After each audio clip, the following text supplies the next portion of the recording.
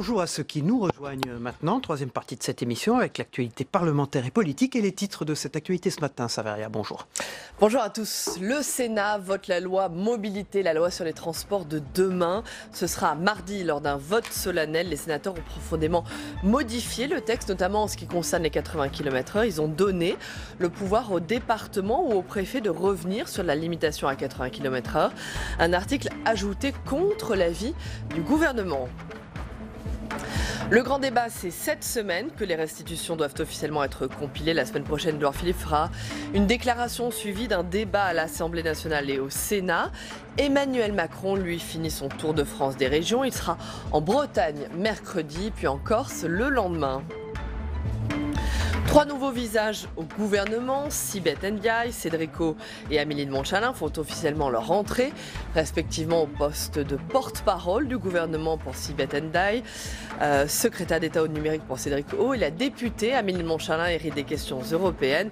Nous en parlerons avec mon invité, le sénateur socialiste Rachid Temal. Le Sénat vote la loi mobilité, la loi sur les transports de demain. Ce sera mardi lors d'un vote solennel. Les sénateurs ont profondément modifié le texte, notamment en ce qui concerne les 80 km/h sur les routes secondaires. Ils ont donné le pouvoir au département ou au préfet de revenir sur cette limitation à 80 km/h. Un article ajouté contre l'avis du gouvernement. Retour sur les apports du Sénat à cette loi avec Jérôme Rabier. Pour cette deuxième semaine d'examen de la loi d'orientation des mobilités, le Sénat a tenté de renforcer les pouvoirs locaux dans de nombreux domaines. Sur une mesure sensible comme l'abaissement de la vitesse maximale à 80 km/h, les sénateurs ont par exemple donné le pouvoir aux conseils départementaux ou aux préfets de moduler la vitesse. Une mesure de bon sens selon la majorité des sénateurs. Je ne suis pas contre la mise en place de 80 km/h sur un certain nombre de tronçons. On est pour la mise en application avec intelligence et surtout, faisons un peu plus confiance aux élus locaux. La mesure a bien été votée par la Chambre haute, mais contre l'avis du gouvernement. Car si Emmanuel Macron avait évoqué ce sujet lors de ses interventions récentes, la ministre Elisabeth Borne a préféré attendre l'évaluation promise par le Premier ministre. Donc dans l'attente à la fois de cette évaluation et de conclusion du grand débat, je propose le retrait, sinon d'avis défavorable. Autre sujet sur lequel les sénateurs ont bataillé pour plus de liberté locale, l'encadrement des installations des nouveaux moyens de transport en libre service. Trottinettes, vélos, scooters. Pour les élus du Palais du Luxembourg, les villes doivent pouvoir encadrer leur installation. En leur permettant de soumettre les opérateurs à un régime d'autorisation préalable que j'évoquais, et à des obligations portant, entre autres, en plus de ce que vous proposez, sur le nombre maximal d'engins pouvant être déployés et sur les caractéristiques de ces engins, ainsi que sur le paiement de redevances d'occupation du domaine public. Autre sujet qui a divisé gouvernement et Sénat, la mise en place d'un forfait mobilité pour tous les Français, pouvant atteindre 400 € par an. Objectif que ceux qui n'ont pas de prise en charge de leur employeur pour les transports en commun se voient récompensés s'ils pratiquent le covoiturage ou utilisent leur vélo. Le gouvernement souhaite rendre le forfait obligatoire, mais qu'il ne soit pas cumulable avec un remboursement des transports en commun. Les sénateurs ont voté un forfait facultatif pour les entreprises, mais avec possibilité d'additionner la prise en charge transport en commun et les autres modes de déplacement. Le grand débat, c'est cette semaine que les restitutions doivent officiellement être compilées la semaine prochaine. Édouard Philippe fera une déclaration suivie d'un débat à l'Assemblée nationale et au Sénat. Emmanuel Macron lui finit son tour de France des régions. Le président sera en Bretagne mercredi puis en Corse le lendemain. Les détails de ce calendrier avec Flora Sauvage. À l'après-vert, des revendications pour réclamer plus de pouvoir d'achat, de services publics ou encore moins d'impôts. Lancé le 15 janvier, le grand débat national s'est officiellement achevé le 15 mars, après 2 week-ends de conférences citoyennes. Au-delà des initiatives locales, 4 conférences nationales et 19 conférences régionales ont eu lieu. Pour Pascal Perrineau, c'est un succès. Les Français se sont appropriés ce grand débat national en nombre, 2 millions de contributions sur le site, plus de 16 000 communes qui ont envoyé des cahiers de doléances, 10 000 réunions d'initiatives locales. Bon, tous ces chiffres sont tout de même des chiffres importants qui montrent que le grand débat a signifié suffisamment de choses aux Français pour qu'ils s'en emparent. Après 2 mois d'échanges, les 2 et 3 avril, ce sont les députés qui débattront dans l'hémicycle, avant la synthèse des contributions le 8 avril et la déclaration d'Édouard Philippe devant l'Assemblée nationale et le Sénat. Mais la sortie de cette consultation inédite dans son ampleur s'annonce complexe. L'incertitude demeure sur les choix de l'exécutif. Voilà, on poursuit Territoire Sénat avec dans un instant l'œil 2. À tout de suite. Bonjour Arnaud Benedetti, Bonjour. rédacteur en chef de la revue Politique et Parlementaire. Votre éclairage ce matin. Bonjour. Bonjour Arnaud Benedetti. Emmanuel Macron a du mal à trouver la sortie du grand débat. Il y a à la fois une attente sur le fond et sur la forme. Toute la question pour le chef de l'État, c'est de sortir du grand débat sans prendre le risque de la déception et de la fadeur, j'allais dire. Oui, sans prendre le risque de la déception, parce qu'il a créé indéniablement des attentes. Il y a eu beaucoup de réunions, il y a eu beaucoup de contributions, même si on voit que ces réunions et ces contributions ont touché quand même des catégories de population qui sont très spécifiques, c'est-à-dire plutôt les personnes âgées, plutôt les CSP+. Mais néanmoins, il n'en demeure pas moins qu'il y a aujourd'hui un double objectif. L'objectif, en effet, celui de ne pas créer, en effet, une déception, mais aussi de ne pas détricoter fondamentalement son logiciel politique, tout en étant en mesure de répondre aux principales revendications qui sont à la fois portées par les Gilets jaunes et aussi qui sous-tendent, en tout cas, les demandes de l'opinion publique. Alors, le chef de l'État va faire 2 derniers déplacements en région cette semaine, en Bretagne, et puis en Corse, déplacement plutôt risqué en Corse. Déplacement plutôt risqué, puisque l'exécutif, en tout cas de la collectivité territoriale corse, considère qu'il y a un certain nombre de points de blocage aujourd'hui dans le dialogue avec l'État qui font que la situation est pour le moins encalminée sur le plan insulaire. Et d'ailleurs, je crois savoir que l'exécutif corse a dit qu'il ne se rendrait pas à la réunion initiée par l'Élysée en Corse. Nous en reparlerons. Alors, pour revenir au grand débat côté parlementaire, il y aura la semaine prochaine au Sénat une déclaration du gouvernement, déclaration suivie d'un débat relatif donc au grand débat national. À quoi ça sert une déclaration et un débat s'il n'y a pas de vote ? Alors écoutez, ça sert d'abord à informer les groupes parlementaires, comme le prévoit la Constitution, et ça permet politiquement d'engager un débat sans engager sa responsabilité, c'est-à-dire quelque part de lancer des sondes, des ballons d'essai pour peut-être mesurer à la fois à travers les groupes parlementaires et plus largement par cercle concentrique au-delà dans l'opinion, un certain nombre de mesures qui pourraient permettre une éventuelle sortie de crise. Mais comment les oppositions peuvent montrer leur mécontentement s'il n'y a pas de vote ? Oui, c'est bien la difficulté, mais encore une fois, l'idée c'est aussi de montrer qu'on ne laisse pas de côté le Parlement, parce que de toute façon, l'un des principaux reproches qui a été fait à Emmanuel Macron, c'est d'associer insuffisamment le Parlement et l'ensemble des corps intermédiaires dans sa gouvernance. Alors, est-ce qu'il faut forcément une traduction législative à ces annonces, aux propositions que va faire Emmanuel Macron mi-avril ? C'est ce que dit le chef de file des sénateurs Les Républicains, Bruno Retailleau. Il dit qu'il faut forcément une sortie par les urnes. Alors, est-ce qu'il faut une sortie par les urnes ? Est-ce qu'il faut une sortie, disons, par des mesures législatives ? C'est 2 choses différentes. Une sortie par des mesures législatives, ça veut dire quand même qu'on considère que la loi est l'objet politique qui permet à un moment donné de sortir d'une crise. Et là, en l'occurrence, on ne voit pas comment Emmanuel Macron fera l'économie d'un certain nombre de textes de loi pour sortir de la situation à la fois politique, économique, sociale dans laquelle il se retrouve. Le deuxième aspect, c'est de savoir si aujourd'hui, la sortie de crise qui est proposée par le gouvernement, c'est-à-dire une sortie de crise qui se fait, disons, de manière nominale dans la régularité même du mandat, est suffisante, ou est-ce que ensuite, après les élections européennes, parce qu'il ne faut jamais oublier qu'il y a le calendrier des élections européennes qui est extrêmement important, et le résultat de la liste En Marche déterminera beaucoup, quelque part, de la suite des événements. Très rapidement, en 2 mots, mais une sortie par les urnes, c'est également un référendum. Un référendum, on a néanmoins le sentiment que cette perspective s'éloigne. Oui, elle s'éloigne. Elle avait été plus ou moins, en tout cas, lancée par le gouvernement à un moment donné, mais on a le sentiment depuis quelque temps qu'elle s'éloigne. Très bien, merci beaucoup. Merci Arnaud Benedetti, rédacteur en chef de la revue Politique et Parlementaire, pour vos éclairages. On passe tout de suite au face-à-face dans un instant.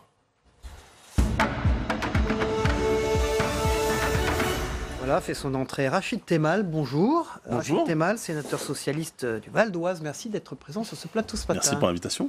Bonjour Rachid Temal. Bonjour. L'actualité ce matin, c'est le remaniement, ce petit remaniement avec 3 nouveaux visages au gouvernement, Sibeth Ndiaye, Cédric Amélie Montchalin. Une réaction suite à ces nominations? C'était un dimanche soir, tardivement. Franchement, je ne sais pas si ça appelle beaucoup de commentaires. Ce qui est clair, c'est que je crois qu'il n'y a pas, moi qui aime le foot, il n'y a pas de profondeur du banc. Il est allé chercher des conseillers parce que je crois qu'il est aujourd'hui embêté. Je ne suis pas certain qu'il ait beaucoup de choix de parlementaires qui soient y rentrer ou pas. Donc voilà. Mais encore une fois, vous savez, dans la Macronie... Ndiaye, vous la connaissez, elle vient du Parti Socialiste, c'est Non. l'ancienne conseillère presse de Claude Barthelone. Moi, je ne la connais pas, mais c'est pas grave. Vous savez, l'essentiel, c'est pas de savoir d'où ils viennent, c'est de savoir où ils sont. Aujourd'hui, dans le système Macron... Comment vous analysez ces nominations? Dans le système de Macron, de toute façon, c'est lui qui décide seul. Je note qu'on passe d'un ministre des Affaires européennes à un secrétaire d'État, comme quoi l'Europe n'est pas si importante que cela pour M. Macron, et qui ce sont des conseillers qui resteront de fait des conseillers, même si ils changeront, puisqu'ils seront à la table des ministres.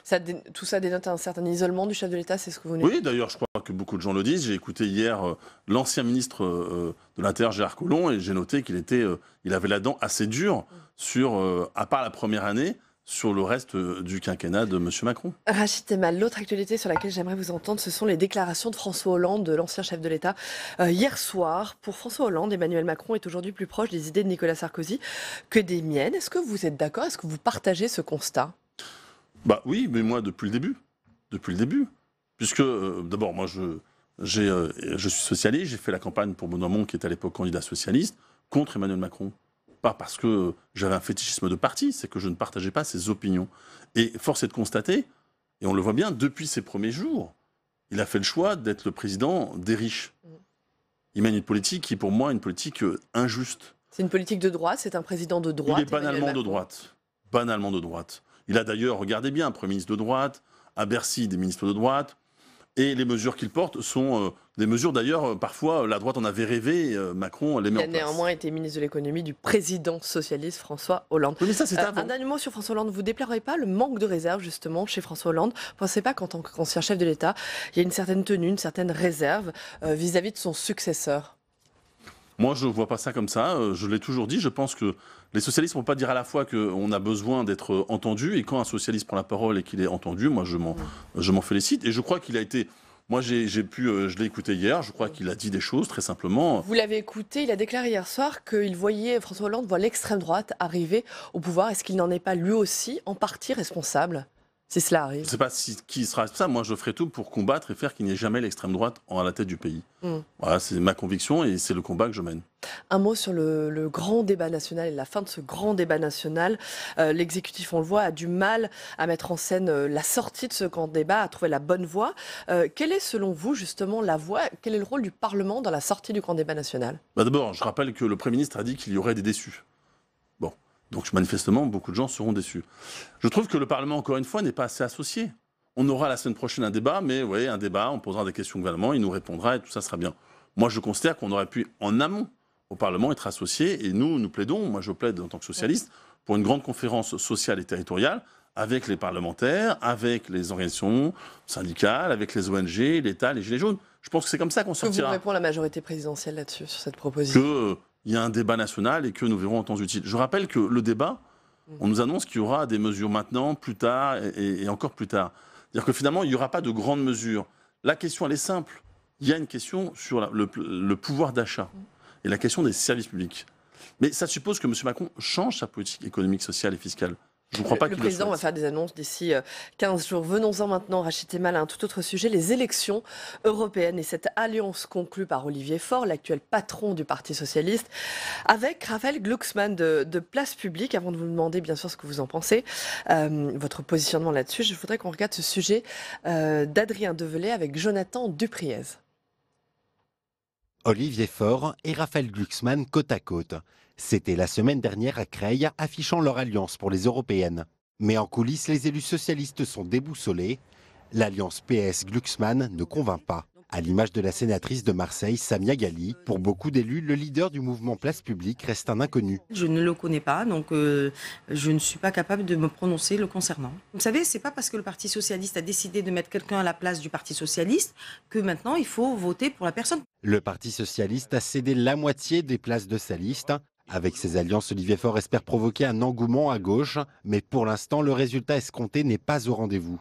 Quand je vois qu'on était liste uniquement socialiste, on a 5-6%, et qu'avec Glucksmann, donc avec seulement 50% de socialistes, on est à 5-6%, bon, là je vois juste une perte de 50% d'élus socialistes. Donc je ne vois pas pour l'instant le gain pour le Parti socialiste. À 2 mois du scrutin, les sondages donnent entre 6 à 8 sièges à l'alliance PS-Glucksmann. Certains élus socialistes n'ont pas manqué d'exprimer leur mécontentement vis-à-vis de la liste proposée. Pour ce politologue, il faut y voir aussi des divergences politiciennes. Ça suscite évidemment parmi les socialistes des tensions qui ne sont sans doute pas liées seulement à des déceptions de place, parce que entre 5 et 7% d'intention de vote, la liste ne pourra avoir que 5 ou 6 députés, mais sans doute plus profondément à un désaccord sur la méthode pour tenter de faire renaître le Parti socialiste. Plusieurs socialistes ont décidé de se retirer de la liste. Olivier Faure s'en remet désormais aux militants qui doivent se prononcer par un vote interne le 2 avril. Rachid Temal, la décision de se ranger derrière Raphaël Glucksmann a fait tanguer le PS. Vous faites partie, vous, des 5 membres du Conseil national qui ont voté contre ce choix. Vous déplorez que la tête de liste ne soit pas socialiste. Non, mais c'est pas ça le débat, c'est pas seulement une tête de liste. Il y a 2 choses. La première chose, c'est moi je considère que la reconstruction du Parti socialiste passera d'abord par le Parti socialiste. C'est au Parti socialiste de regarder, fort de son histoire, de ses valeurs, et d'apporter des réponses nouvelles au moment. Et je pense que donc c'est bien, on doit procéder de notre propre formation politique. Et il y a une deuxième raison qui m'a fait voter contre, c'est le fait qu'au Parlement européen, ce qui compte, c'est là où vous allez siéger. Puisque c'est comme ici, dire concrètement, quand vous regardez les sondages, vous avez en 1 la droite, en 2 les socialistes. Et très loin, derrière, des formations type extrême droite ou le parti d'ailleurs de M. Macron. Ce qui me fait dire qu'en France, voter soit Macron, soit RN, c'est un vote inutile. C'est un vote inutile. Mais je vais terminer donc sur le PS. Moi, je considère qu'il faut que les élus que nous aurons siègent dans le groupe avec les socialistes. Ça, c'est chose. Après, vous avez dit, il y a le Conseil national, et puis j'ai noté qu'au Bureau national, beaucoup avaient voté contre. Donc, comme quoi, voilà. Moi, maintenant, ma position, elle est très simple. Je l'ai dit. Moi, je suis respectueux de mon parti et des militants. Donc, est-ce il y a eu une décision. Aujourd'hui, Raphaël Glucksmann est votre candidat. Est-ce que vous allez voter pour lui? Est-ce que vous allez voter pour cette liste? C'est ce que j'allais dire. Donc, comme je vous l'ai dit, moi, je respecte mon parti et les militants. Donc, bien évidemment, je ferai campagne. Bien évidemment, je voterai le 26 mai pour la liste où il y a des socialistes. Donc, d'ailleurs, ce soir, dans mon département du Val-d'Oise, nous faisons une première réunion. Ouais, donc, moi, je suis respectueux. Ce qui m'intéresse maintenant, c'est qu'il y ait le maximum de socialistes français qui iront siéger avec les socialistes européens. Parce que si on veut faire avancer les choses sur l'écologie, la jeunesse, les politiques industrielles et commerciales ou autres en Europe, l'IVG pour tous, il faut des socialistes, il faut des gens de gauche au Parlement européen ensemble, et ça passe par le groupe socialiste. Olivier Faure dit qu'il s'en remet à un vote militant demain. Il va se passer quoi demain? Très honnêtement, la liste a déjà été présentée à la presse. D'accord. Bon, donc voilà. Moi, je regrette qu'on n'ait pas attendu le vote des militants. Mais voilà. Ce qui compte maintenant, c'est le 26 mai. Je voudrais que vous regardiez la une du journal Libération aujourd'hui. Voilà, je pense qu'on va la voir. Oui. Voilà. Moi, gauche et méchant. Elle est là la question. Pourquoi, malgré des convergences de fond entre toutes ces tendances de la gauche, je note d'ailleurs que Olivier Faure n'est pas sur la photo, n'est pas parmi ces têtes de liste de la gauche. Donc malgré toutes ces convergences de fond, pourquoi toutes les tendances ne parviennent pas à s'entendre? Il y a un côté anthropophage dans la gauche aujourd'hui. On préfère l'autodestruction à la négociation. D'abord, moi je note que méchant, je ne mettrai pas le qualificatif, je ne vois pas pourquoi c'est dans la ligne de Libération. Il y a eu à un moment donné une tentative. Et moi, j'avais dit que j'étais favorable à ce moment-là. Si, effectivement, on mettait sur la même liste Génération, les écologistes, le parti communiste ou le Parti socialiste, moi, j'étais pour que même une tête de liste, pas forcément socialiste.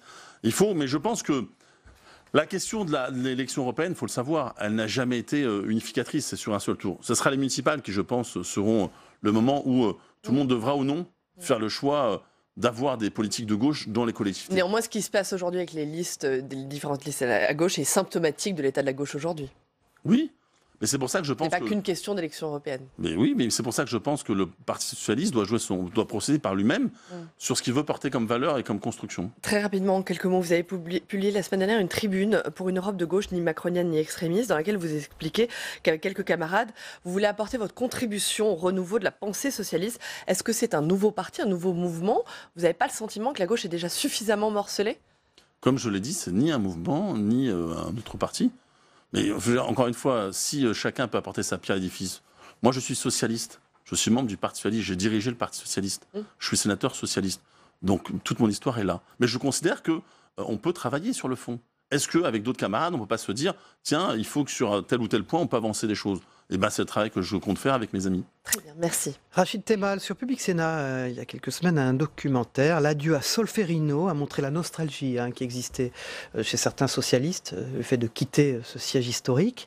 Nouveau siège du Parti socialiste donc, est à Ivry-sur-Seine, dans le Val-de-Marne. Ça fait 3 mois maintenant, à peu près. Vous êtes installé là-bas. Est-ce que vous vous sentez à l'aise? Quel est le bilan de ce déménagement, finalement, dont on a tant parlé? Je pense qu'il faut poser la question à Olivier Faure. C'est lui le premier secrétaire du Parti socialiste. Non, mais vous, quand vous y allez? Moi, j'ai fait en sorte de sauver le Parti socialiste quand j'ai dû prendre l'intérim. Je rappelle qu'on était à 2 doigts de fermer boutique, mais là, au sens propre du terme. Donc vous êtes toujours contre, en fait? Comment? Vous êtes contre ce déménagement, toujours? Mais attendez, la question n'est pas celle-là. Il faut un siège, il y a un siège. Là, je ne crois pas qu'encore une fois, le siège soit déterminant. Ce qui m'importe, c'est pourquoi les Français votent ou votent pas pour nous. Et ce n'est pas pour un siège, c'est qu'est-ce qu'on porte comme valeur. Aujourd'hui, concrètement, ce qui est l'essence même du socialisme, à la fois le combat pour la justice sociale, le combat pour l'émancipation, et donc l'ordre établi n'est pas naturel, reste d'actualité. Donc il faut trouver des réponses à cela d'aujourd'hui. Et c'est là-dessus que moi je vais travailler. Et c'est pas le siège ou pas le siège, etc., ou l'adresse.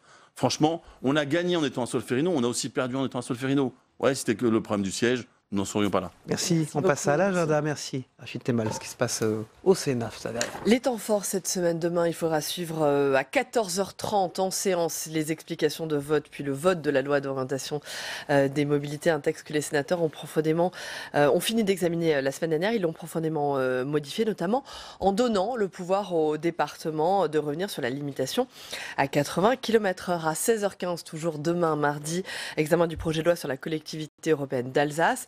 Le texte qui entérine la fusion entre le Haut-Rhin et le Bas-Rhin. Et puis mercredi, audition importante que vous pourrez suivre sur notre antenne dès 14h. Nicole Belloubet, la garde des Sceaux, est auditionnée. Puis Didier Lallemand, le tout nouveau préfet de police de Paris, auditionné par la commission des lois sur les événements, les violences à Paris le 16 mars dernier. Très bien pour l'agenda. Voilà, on passe à la revue de presse. Les unes de la presse quotidienne régionale dans un instant.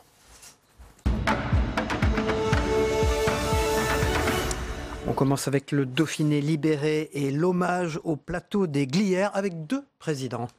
Hommage pour les 75 ans de ce haut lieu de la résistance. Le général de Gaulle y était allé dès novembre 1944. Hier, Nicolas Sarkozy et Emmanuel Macron étaient côte à côte pour célébrer le souvenir des Glières, ces combats au cours desquels une centaine de résistants furent tués en 1944. Emmanuel Macron a salué ces héros qui, dans la neige, tenaient un petit bout de France où ils pouvaient fièrement défendre les valeurs du pays. De janvier à fin mars 1944, 465 maquisards s'étaient regroupés sur le plateau pour recevoir des parachutages des Alliés attaqués par l'armée allemande et la milice de Vichy.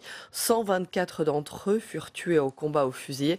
9 ont disparu et 16 mourront en déportation. À la une de Midi Libre, l'heure des comptes pour les gilets jaunes, notamment pour les commerçants.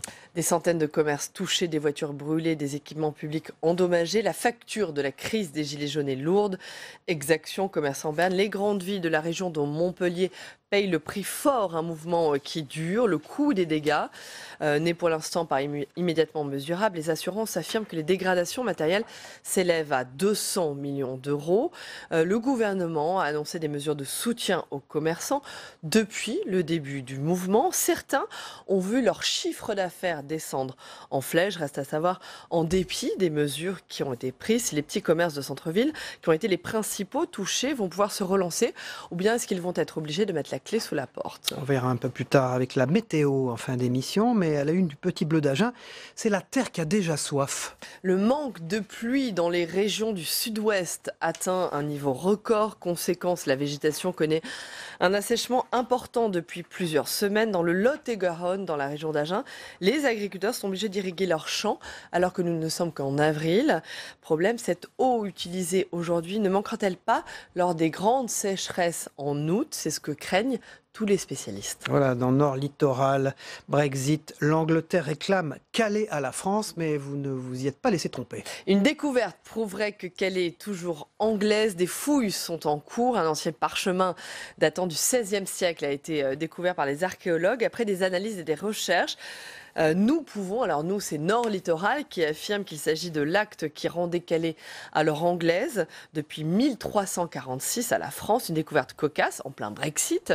C'est surtout visiblement un bon poisson d'avril. Merci Saveria, on vous retrouve demain pour l'actualité parlementaire. Vous avez découvert le poisson d'avril qu'il y avait dans la PQR. Dans un instant, c'est la météo des territoires de Gilles Mourou avec la météo des dom-tom également. Et puis le zapatin de Christophe Combarieux avec ce qui s'est également passé dans les autres matinales d'infos ce matin chez nos confrères. À tout de suite. Très bonne journée. À demain. La météo vous est présentée par l'Assemblée des départements de France.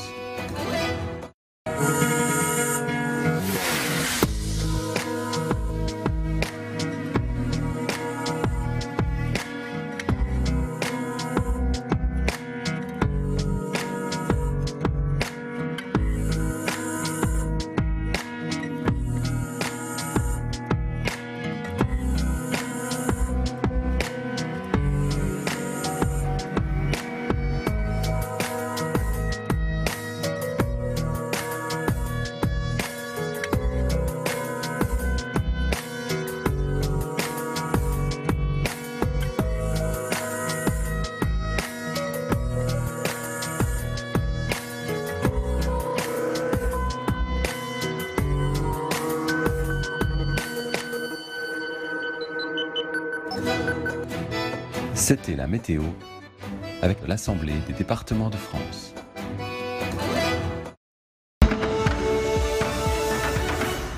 D'un même pas dans la neige, Emmanuel Macron et Nicolas Sarkozy déposent ensemble un bouquet au monument national de la Résistance. Les Glières. C'est l'histoire de quelques héros qui ont préservé le pacte séculaire de la France avec la liberté. Ce plateau des Glières, c'est quand même la fierté de notre histoire de la résistance. Et qu'on ait nos deux présidents, Nicolas Sarkozy, qui est quand même celui qui a mis à l'honneur le plateau des Glières, le président actuel, pour nous c'est une fierté. Tous les pays ont un besoin de rassemblement. À un moment comme un autre, il y a toujours des désaccords, des polémiques. Je sais par expérience qu'être président de la République, c'est bien difficile. Entre Nicolas Sarkozy et Emmanuel Macron, il y a quand même des différences tout à fait fondamentales. Et que dans ce moment particulier, ils se retrouvent au plateau de Glières, cela a un sens. Je ne suis pas du tout surpris de les voir côte à côte, puisqu'en réalité, ils ont mené la même politique. Ils ont mené la même politique économique. Mais il y a quand même une image qui se lit en creux, c'est l'absence de François Hollande. Je sais qu'il se voit assez régulièrement. Peut-être qu'il y a une bonne entente personnelle.